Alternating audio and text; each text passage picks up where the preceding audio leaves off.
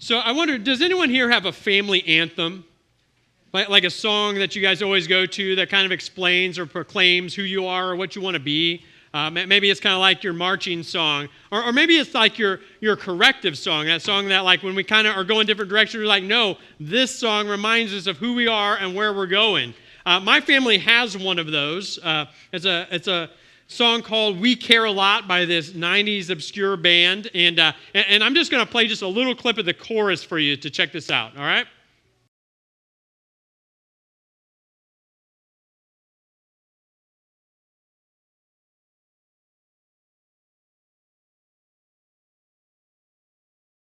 So did you guys hear that, right? We care a lot. You know, it's a little silly and a little ironic, but man, it works great because this is what usually happens. If we get in a place where someone in our household, is kind of having a little bit of a self-pity party, or they're a little self-righteous and they think no one else is carrying their weight, and they say, "I don't care," we say, no. We Elliots, we care. We care a lot. And when we say that, usually someone starts beatboxing that cool rhythm you just heard, and someone starts singing, and we pull up on our phones, and we listen to it, and we rock out to it, and we remember that we care a lot. So I recommend Find a Family Anthem to help you correct those kind of wrong sorts of thinking, right? So we've been in Deuteronomy the last few weeks. We're going to be back starting in Deuteronomy 12 today, if you want to find Deuteronomy 12. And what we're finding in really, Moses' farewell tour as he gives several speeches to the Israelites as they're on the cusp of going into the promised land, he's wanting to provide some anthems for these guys. He's wanting as this passes from one generation to the next, to make sure there's some statements and phrases and ideas that they hold on to that can be rallying points for them to remember who they are. And so he's repeating a lot of things throughout this book that reminds them of where they're going and how they're going to get there. And so last week, we kind of looked at that need for repetition because what's repeated is passed on. And when we get here to chapter 12, we're going to see him continue that repetition. So Deuteronomy 12, starting in verse 1, says this: "Be careful to follow these statutes and ordinances in the land that the Lord, the God of your ancestors, has given you to possess all the days you live on the earth." And so you'll hear a little repetition there if you were here last week, because in Deuteronomy 5, in Deuteronomy 6, and Deuteronomy 11, it reminded us to follow the commands of the Lord our God. And so he just keeps saying that. Follow the commands, follow the commands, follow the commands. As a matter of fact, right in the middle of that, Moses repeated the 10 commandments and said, these are the big pillar things that we got to remember to do and not forget to tell this to our children, and we got to pass this on. But here in chapter 12, as he repeats it, he takes it another step. And he in that step begins telling us why we're supposed to do that. And why are we supposed to do that? It's because we need to constantly take care to follow. This is an ongoing process. And in that process, there has to be a level of caring we have for the Lord and for those around us. When Moses and God calls us to follow his commandments, it's not something he wants us to do once. It's not something he wants us just to do for a season. It's not something he wants us to do just when other people are watching. It's something he wants us to do always and forever, all the days of our life. And he says if we're going to do that and repeat that and keep that going, that means we have to have some careful intention. We have to have some constant decisions that we're making. That word intention was a word we talked about last week, is that if we're going to grow spiritually and lead others around us spiritually, we have to make intentional decisions and intentional relationships. We have to invite others along with us. And so Moses is telling the Israelites, again, we got to keep passing this on. Part of this series this month has been for us also to repeat and remind us of what we have here at Calvary Chapel as a vision and a mission, where God wants us to go, that rallying point for us. And, we here at Calvary Chapel, our vision is that we will be a family that links faith in Jesus Christ from generation to generation. That's what we want to be about now, and that's what we always want to be about. And those things really reflect, I think, what Moses was calling the Israelites to in this moment, is that, hey, remember, we're unified. We're all heading in the same direction. God's given us all this same vision. And he wants to remind them that our job is to pass that on to the next people around us, that we're the link in that faith action. And so that's what Moses told them. That's what we believe we need to be doing. And in order to get there, we've crafted a vision statement that tells us that we want to engage people to to live surrendered lives as constant disciples in kingdom service to Christ our Lord. And so those are the actions that we want to be doing to get to our destination, to our vision. Last week, as we talked about repetition, we talked about the fact that to have surrendered lives, it starts with our heart. That this process begins with me not just trying to do the right things, but to honestly evaluate what's going on inside and what drives me and what my passions are. But once we've done that, then that next step is moving on to constant discipleship. And so what does that mean? What does it look like to be constant, but also maybe more importantly, what does it look like to be a disciple? That's a word we talk about in church a lot, but maybe it's hard to identify or pin down a definition. But generally, a disciple is a follower. Someone who's going to follow God and his commands and his directions and his ways. And starting in a few weeks on October 12th on Sunday nights, we're going to be going through a 9 weeks course on spiritual maturity and growth. And as we do that, we're going to talk about what a disciple is and how do we become the kind of disciples that Christ calls us to be. But as we think about that and as we go on here in Deuteronomy, Moses is reminding us, and what's his second speech in Deuteronomy, that whatever we do, we're going to do that carefully together. And so I just want to give you guys some props because you guys are already a step on that path because you're here today. So we're here together today. So give your neighbor a high five and say, we care a lot.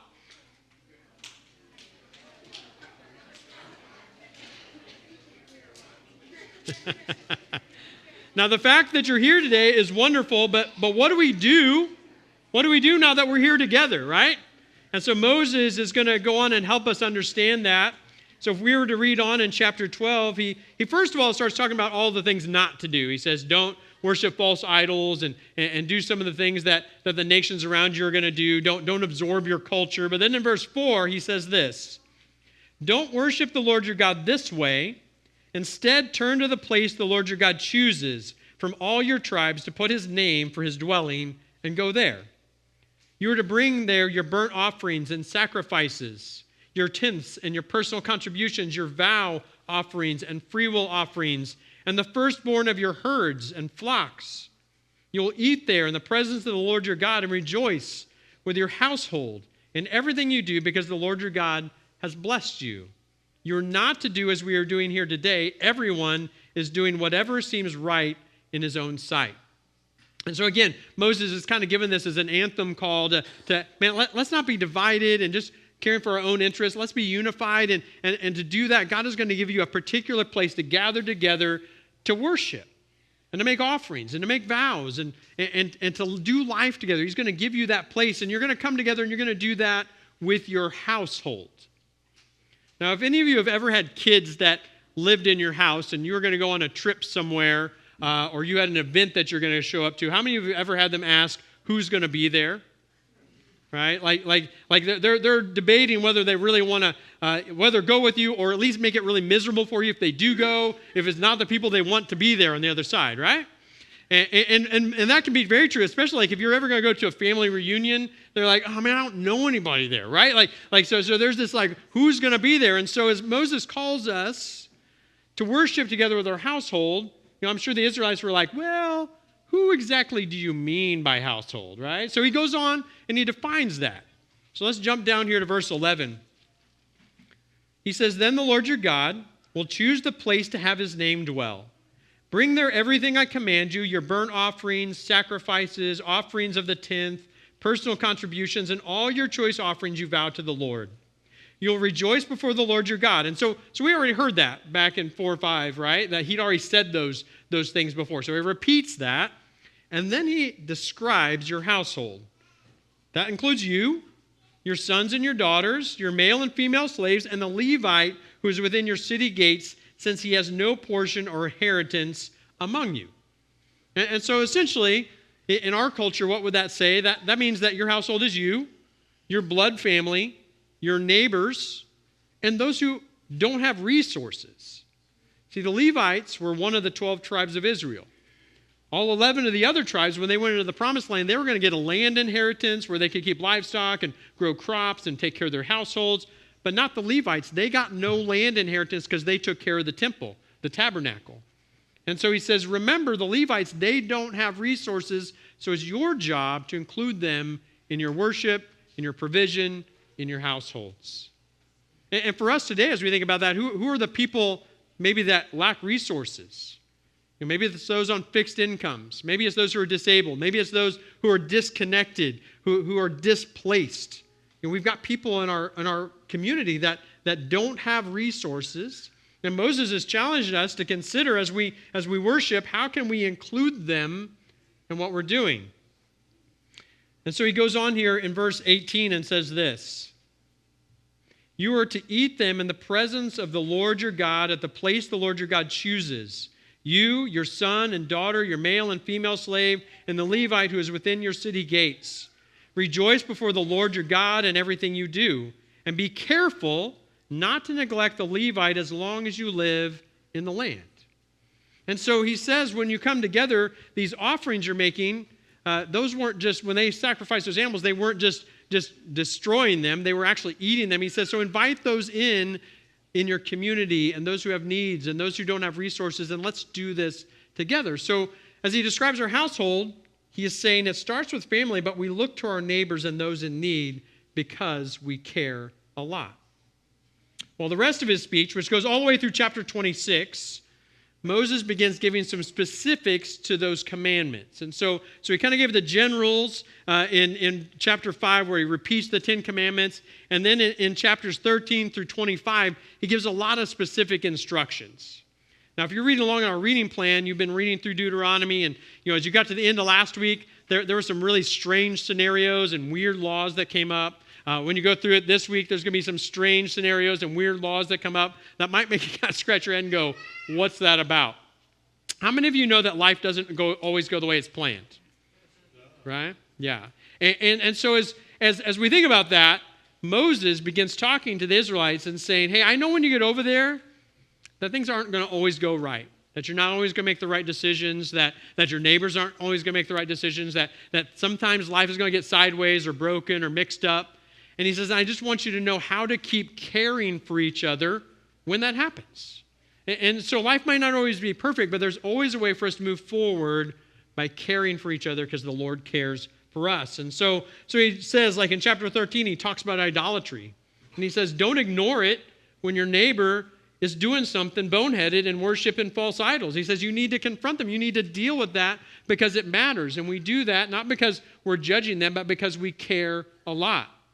Chapter 14, he talks about being clean and unclean, and he describes what that means. And he says, and if you're unclean, there's consequences to that. If you made choices to become unclean, there's problems there. But when it comes to eating, even the unclean get to eat because everybody deserves to eat because we care a lot. Then he talks about our tithes and our offerings and tells us what we're supposed to give of what God's given to us. And when he explains that, it's not just worship, but it's also provision, again, for those Levites who don't have resources. And then in chapter 14, verse 29, he goes on and expands that, saying this. It says, then the Levite, who has no portion or inheritance among you, the resident alien, the fatherless, and the widow within your city gates may come, eat, and be satisfied. And the Lord your God will bless you in all the work your hands have to do. Did you hear the expansion? So now he says your household is you and your family and your neighbors and those without resources and the immigrants and the widows and the orphans. And so he just keeps adding people that we look around and say, how can we care for those around us? In the New Testament, Jesus' brother James put it this way. He says, what is religion that is pure and undefiled? It is to care for widows and orphans and to keep yourself unstained from this world. And so a part of our response to what God's done for us is to care for those who can't care for themselves. Chapter 15, if you guys would go ahead and turn there with me, I'm going to read several verses out of it. Chapter 15 talks about the Sabbath year. How many of you have ever heard of the Sabbath? Right? So that's one of the 10 commandments. And so at the end of every week, we're supposed to take one day and we're rest and dedicate it to the Lord. But they also prescribe that at the end of every 6 years, they took a whole year of rest and gave the land rest. And they spent that time worshiping the Lord. And it says here in chapter 15, verse 1, at the end of every 7 years, you must cancel debts. This is how to cancel debt. Every creditor is to cancel what he has lent his neighbor. He's not to collect anything from his neighbor or brother because of the Lord's release of debts has been proclaimed. Does that sound pretty good? It does if you're in debt. If you're the one who's owed the debt, it doesn't sound quite as good, does it? Right? So let's go on and jump down to verse 4 and see what he has to say about this. He says, there will be no poor among you, however, because the Lord is certain to bless you in the land the Lord your God is giving you to possess as an inheritance. If only you obey the Lord your God and are careful to follow every one of these commands I'm giving you today. When the Lord your God blesses you as he has promised you, you will lend to many nations, but not borrow. You will rule many nations, but they will not rule you. And so in this, he's given this prescription, again, to remind us that our care expands, again, to those who are in poverty, those who do not have resources. And again, he knows that this can be a tension, so he goes on and says this. He says, if there's a poor person among you, one of your brothers within any of your city gates in the land the Lord your God has given you, do not be hard-hearted or tight-fisted towards the poor brother. Instead, you are to open your hand to him and freely loan him enough for whatever he has need. Be careful that there isn't this wicked thought in your heart. The seventh year, the year of canceling debts, is near, and you are stingy towards your poor brother and give him nothing. And so he addresses our temptation to care for ourselves first, to hold our resources tight. And he says, we don't do that. We look around to those who have need and we give freely. We are generous because we care a lot and we need each other to care a lot. Well, in chapter 16, he continues talking about commandments, talks about worship and what they're supposed to do when they gather for worship. And he talks about all of the festival celebrations and that these times are a time to rejoice because of what God has done. And who's included in that celebration? It says, rejoice before the Lord your God in the place where he chooses you to have his name dwell. You, your son and daughter, your male and female slave, the Levite within your city gates, as well as the resident alien, the fatherless, and the widow among you. And then he says this, remember that you were slaves in Egypt, carefully follow these statutes. And so he says, when you are in this land of promise and you have enough and you have provision, remember that it's only because God rescued you when you had nothing. It's only because God cared for you when you had a need. It's only because God did something for you that you couldn't do for yourself. And so we care for others because of how greatly God has cared for us. Don't forget that. Well, the rest of these chapters, 17 through 25, just continue through these specific regulations, but they're all about relationships and how we care for each other. It talks about decisions and accountability, about provision for others, about leadership, about justice. How do we protect the marginalized? Talks about our neighbor and how we treat their property. Talks about people's safety, about marriage and business practices. It even talks about animals in creation. In chapter 22, it says this, if you come across a bird's nest with chicks or eggs, either in a tree or a ground along the road, and the mother is sitting on the chicks or eggs, do not take the mother along with the young. Why would that be in there? It's because he tells us to care a lot. And so as you read these, if you're reading the reading plan and you read these laws, just remember to read them through that lens that all of them are about relationships and how much we're supposed to care for each other. Now, I want you to think about this. If you were in a crisis today, say your car broke down, you were lost or stranded, you needed some bail money, right? Who is your first call, right? Who are you going to put on speed dial when you are in those moments of crisis and need? Because we need to have those, don't we? When Shannon and I were in college, we weren't married yet, and we took a day trip to Eureka Springs, Arkansas, and she had an old Chevy Citation.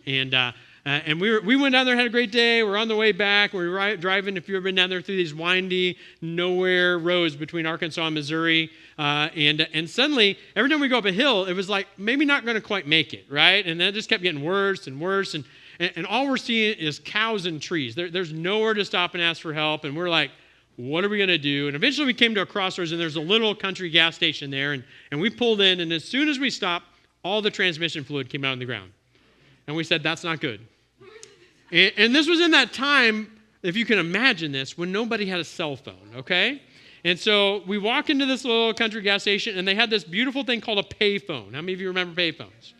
And so we went out to the car, and we grabbed up all the change and coins we could, and we were there to start trying to call people, and nobody was home, right? Like we're calling our moms, calling our sisters, calling our friends, like nobody's answering the phone. And so eventually we left a message with Shannon's workplace and said, hey, she's not making it to work, and if you could, call her mom and tell her we're stranded in Arkansas, all right? And then the place closed, and we couldn't keep calling the phone, and they couldn't call us back, and so we had no idea what was going to happen. Well, Shannon's sister drove all the way down to Arkansas and picked us up. Isn't that wonderful? And then Shannon's uncles, Randy Boggs and David McHenry, went down with a trailer and picked her car up and brought it home and fixed it for her. Isn't it good to have people like that in your life? Have those people that you can call when you're in a crisis and they show up and they care for you? That's what Moses is telling us, that not only do we need that, but we need to be that for people. At the end of this speech, in chapter 26, if you want to turn there, we're going to read a little bit. This will be the last place I'll have you turn. Moses begins to reconfirm the covenant with God that the people of Israel had made. And he says this in chapter 26, verse 16. The Lord your God is commanding you this day to follow these statutes and ordinances. Follow them carefully with all your heart and with all your soul. Verse 17. Today you have affirmed that the Lord is your God and that you will walk in his ways, keep his statutes, commands, and ordinances, and obey him. And today the Lord has affirmed that you are his own possession, as he has promised you, and that you're to keep all his commands, that he will elevate you to praise, fame, and glory above all the nations he has made, and that you'll be a holy people to the Lord your God, as he promised. Now, a covenant is an agreement, a contract that we make with God. And every covenant that we ever see in the Scripture, God initiates the covenant. God is the one that comes and says, I'm making this covenant with you, and I'm going to promise you these things. I'm going to make you into these things. I'm going to bless you in these things. And he just makes this list of things that they don't deserve, but that God's going to give them because he's good. And then he calls for them to respond to that covenant. Now, we don't belong to this covenant that Moses was making with the Israelites. Jesus fulfilled that covenant when he came to the earth. But Jesus made a new covenant with us. And it's probably best seen in the night before he was crucified when he had a meal with his disciples. And he says, I'm making a new covenant with you guys tonight. And here's some of the symbols of it. It says, one is, we're going to eat this bread and break it, and I want this to be a memorial to you that you remember that my body was broken for you, to save you from your brokenness. And then he takes a cup and he drinks it, and he says, and this cup is a memorial to you that you remember that my blood is going to be poured out for the forgiveness of your sins. And those are the things I'm going to do for you. And I'm going to make you my people, and you're going to have your sins forgiven. You're going to be made new and righteous because of what I have done, not because of what you have done. Now, John was one of the disciples there that night that saw that, and John wrote some of these things down. John's also the one that wrote down the thing that Jesus said one night to a religious leader when he asked him how to inherit eternal life. And Jesus says, God so loved the world that he gave his one and only Son, that whoever believes in him shall not perish but have eternal life. And it's that covenant, right? That God came and did for us what we couldn't do for ourselves. He cared for us. And what he asks us in response is to believe that and to ask for that and accept that and ask him to cover you with his sacrifice and his grace. But John also wrote some other letters towards the end of the New Testament. And in those, he kind of says that covenant a little bit of a different way. So you guys know John 3:16, but 1 John 3:16 says this. This is how we have come to know love. He laid down his life for us. We should also lay down our lives for our brothers and sisters. If anyone has this world's goods and sees a fellow believer in need but withholds compassion from him, how does God's love reside in him?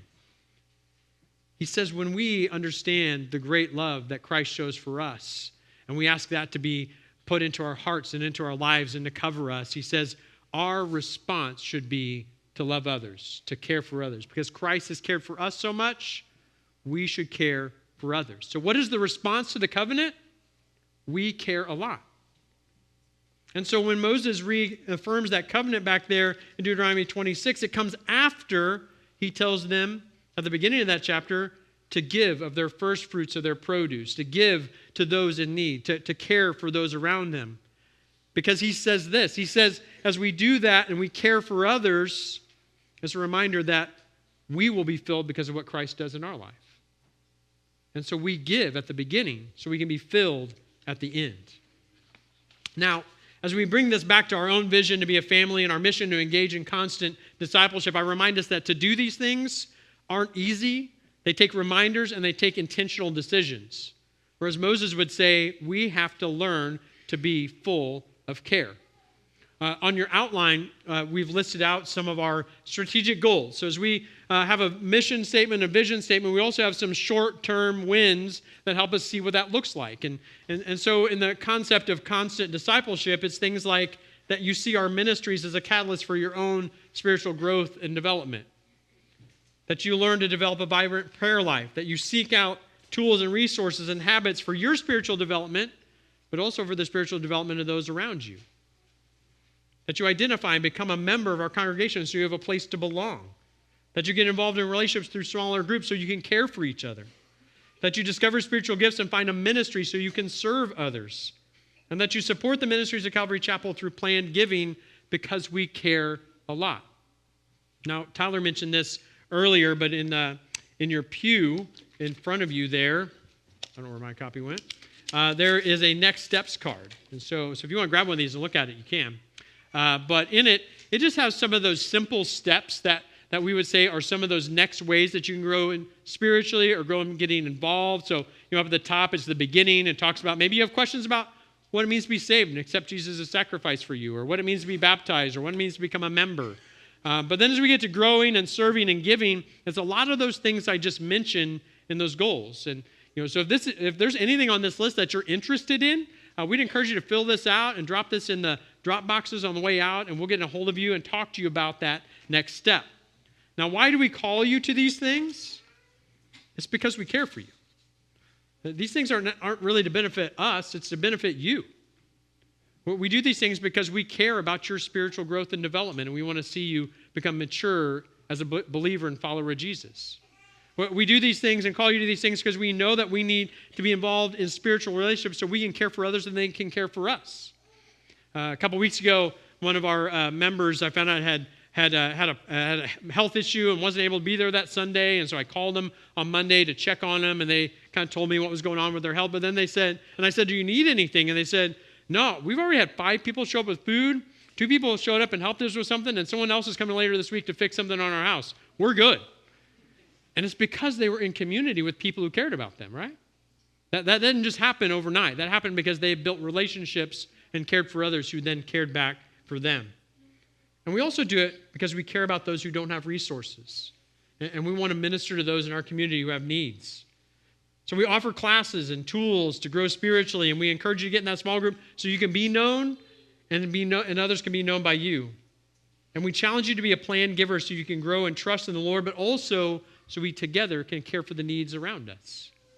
And so I've got just a few questions for you as we wrap up today. And one of them is, what are you giving?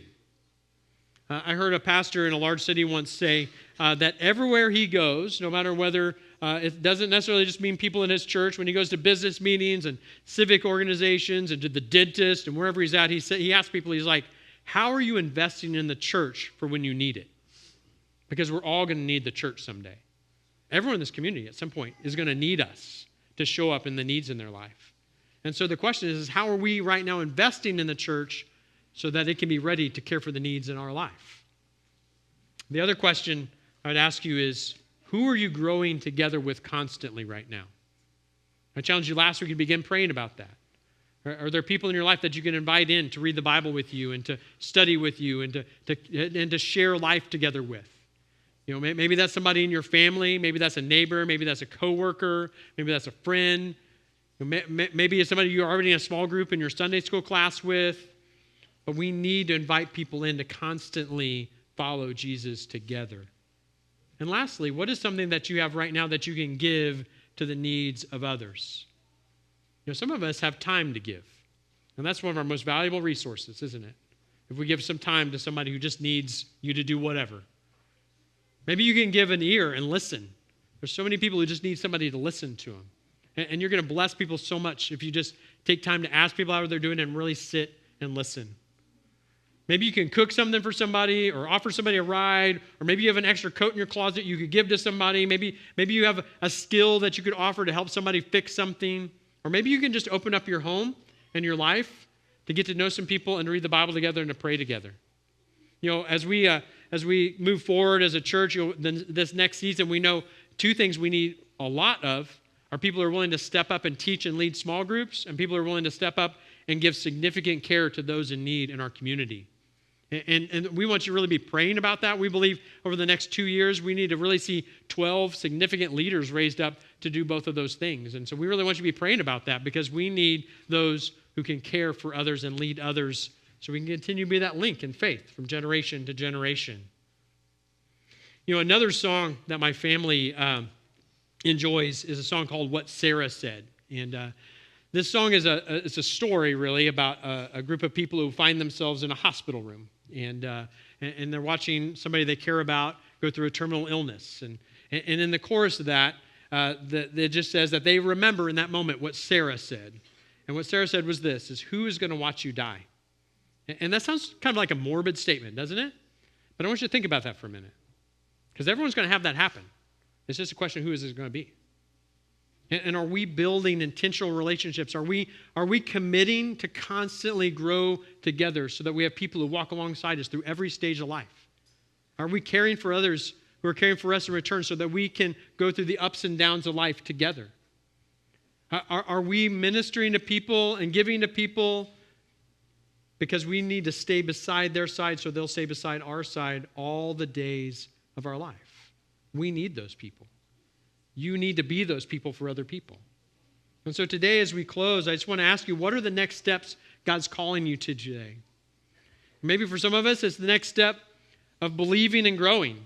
Maybe for some of us, it's a surrendering of our heart and our life to Jesus and then asking him, how do I grow closer to you? And you need to take some of those growth steps on our next step cards.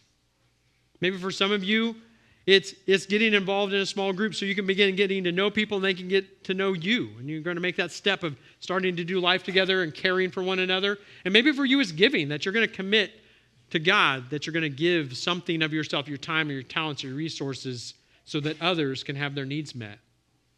When we do that, we get to rejoice together because God provides our needs through each other. But it only happens when we care a lot. Would you guys stand with me this morning?